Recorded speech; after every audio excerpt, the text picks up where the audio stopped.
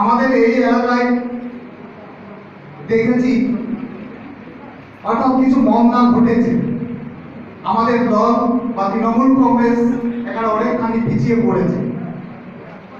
আজকের উৎসাহ দেখে আমার মনে হয় এই পিছিয়ে পড়াটা কিছু নয়, কারণ মানুষই তৈরি করতে পারে, মানুষই গড়তে পারে, মানুষই পরিবর্তন আনতে পারে।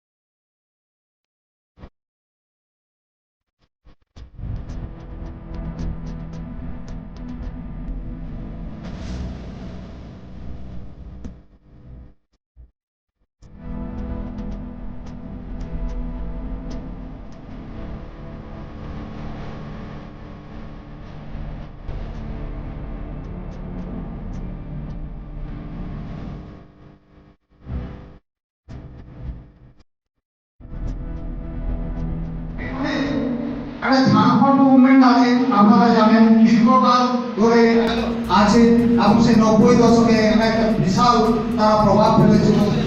আজকে তাদেরকে সম্মান দিতে হবে, কারণ তারাও এই সিপিএম এর বিরুদ্ধে লড়াইটা করেছে এবং সেই সিপিএম এর বিরুদ্ধে লড়াই করেছে বলে আমরাও বেঁচেছিলাম। তাদের সাথে হয়তো একসাথে আমরা লড়েও ছিলাম। তৎসময় আমরা দেখেছি কংগ্রেস, তৃণমূল কংগ্রেস, ঝাড়খণ্ড, তারা